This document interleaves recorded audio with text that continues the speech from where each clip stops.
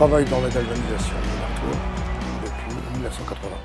J'ai évolué dans l'entreprise, j'ai commencé comme manutentionnaire en finition, ensuite je suis allé à l'accrochage et après j'ai pris chaque poste de travail. Tous les inconvénients de la galvanisation, je les ai connus. Les brûlures, bon, j'ai tout connu, donc forcément quand on m'a mis à ce poste-là, je connaissais quasiment le boulot sur le bout des doigts. Je contrôle ce qui est livré, je contrôle aussi ce qui est expédié d'ici. Je récupère les bons de livraison à la réception. Je vais ensuite sur le parc en noir pour vérifier si déjà, d'une part, les bordereaux correspondent au matériel livré.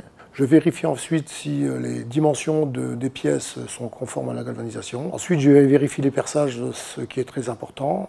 Il faut savoir qu'une pièce qui est mal percée peut flotter sur le benzing.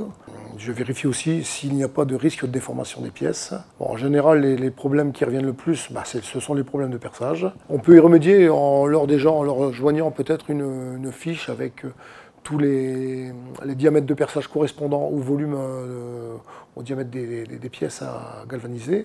Après, j'avertis les gens qui n'hésitent pas à me téléphoner avant la conception des pièces pour justement pallier en amont à ces problèmes, ces soucis techniques. Et c'est moi qui gère toutes les non-conformités.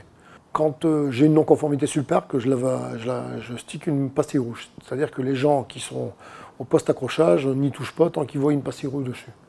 Quand la pastille est enlevée rouge et passée au vert, c'est qu'ils peuvent y aller.